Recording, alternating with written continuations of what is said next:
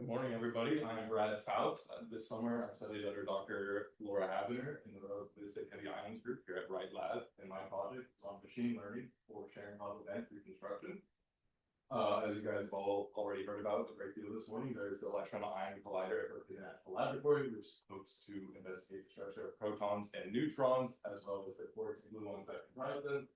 Specifically, a lot of us are involved with the EPIC detector, that is electron proton ion collider detector, which will measure the momentum and energy of particles, as well as perform particle identification.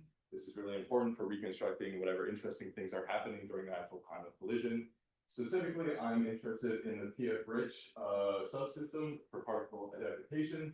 That is the proximity focusing ring imaging Cherenkov detector, located roughly a little over a meter in the backwards direction from the interaction point.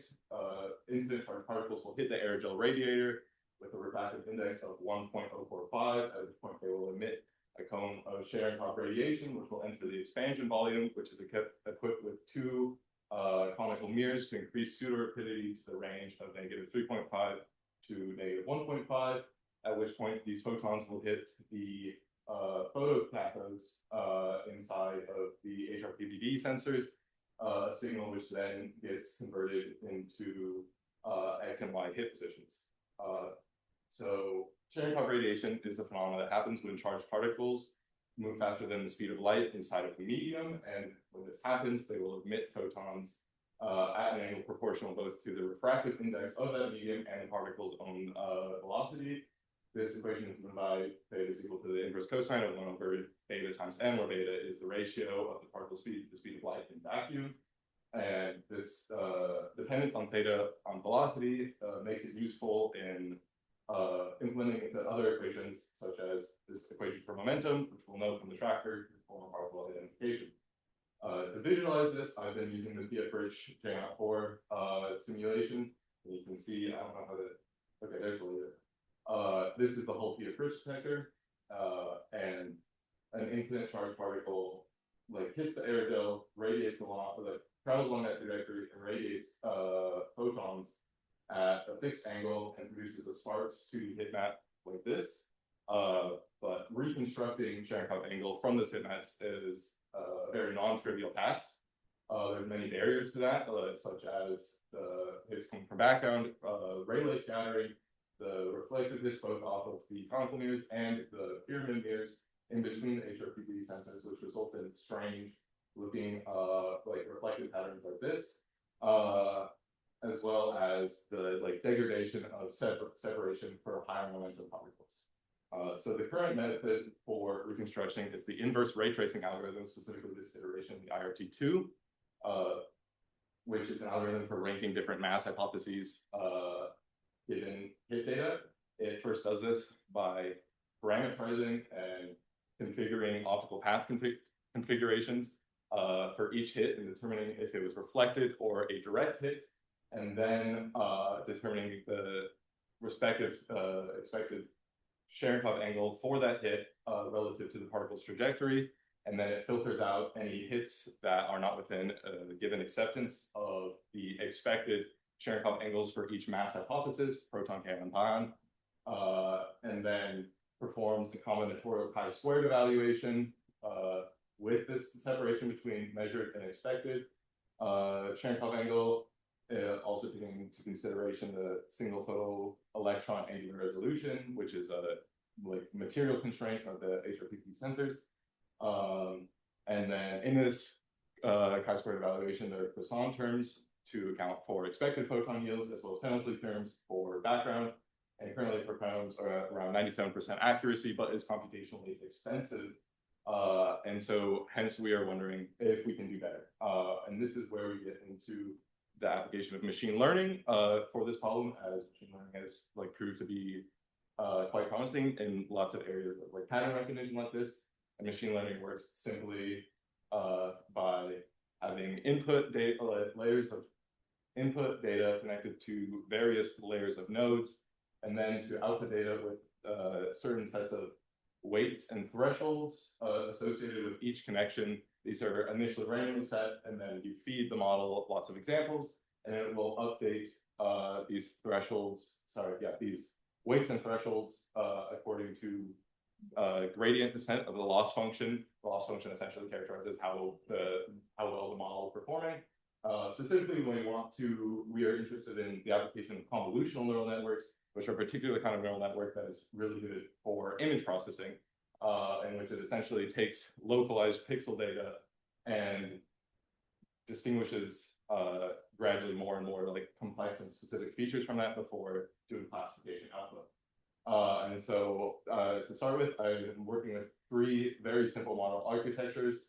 Across all of them, I'm keeping their loss functions, optimizers, and learning rates consistent so that they can be more aptly compared.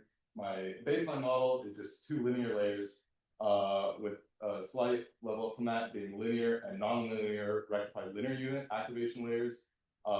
These nonlinear layers help perform more sophisticated like pattern recognition, and then finally implementing a convolutional neural network with the tiny VGG architecture. And so for machine learning, this requires an immense amount of data, and of course I have to generate these data sets.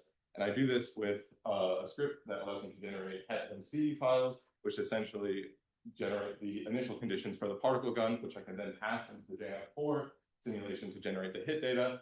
And then I have a script that turns this hit data into a 2D histogram, which is then saved as a CSV to be uploaded as a tensor into PyTorch for machine learning implementation.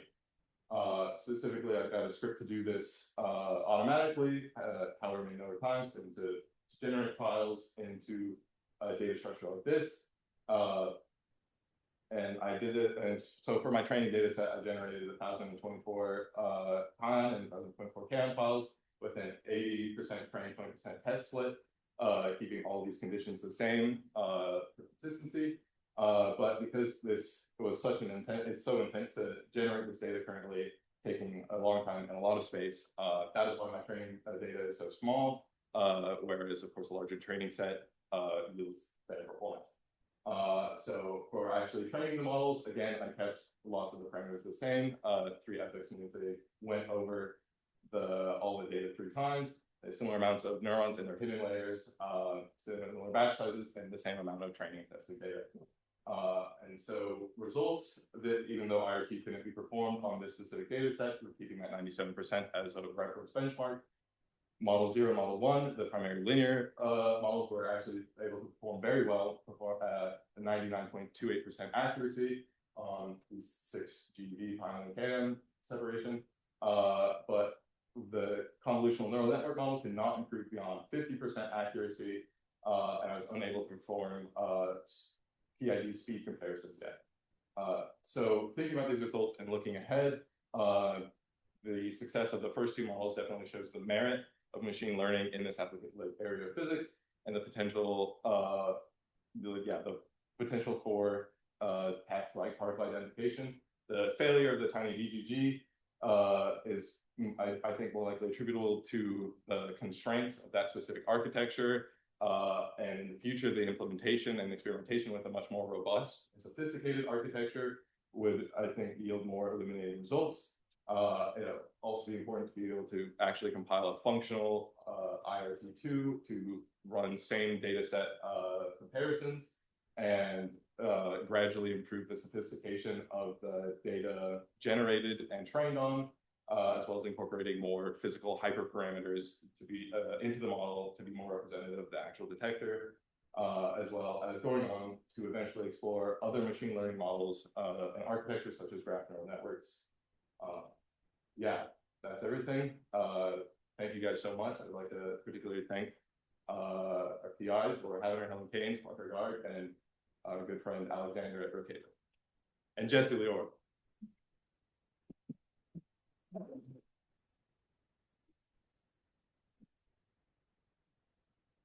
Hey, guys. Great talk. I have a question about slide 5. If you go back to it. So I understand you're on the left with the active PS rich.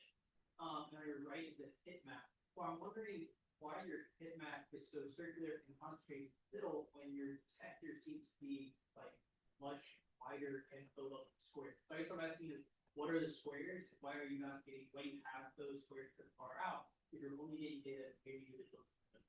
Absolutely. So those squares are the individual HRPPD sensors themselves. I believe there are 68 tiles. And it's just a like physical constraint of like how these are constructed, that why it's in this like pixelated pattern. And the reason we have so many is because there's a lot of places that a particle could be incident on the actual aerogel radiator. And also I should say that this hit map is not the one associated with this particular like event that's being demonstrated. But yeah, the reason why we have so many is because the particle could get hit relatively anyway. I hope that. So between the two models, what are your opinions, especially for that model two? Yeah, so my main suspicion is that model is originally associated with a data set that has shape of, let me see where, wait, I say it. Here, of 12828, and this is a lot larger than that, obviously, so yeah, many more dimensions to consider. And so simply I think that model is unequipped to like handle such a large amount of data.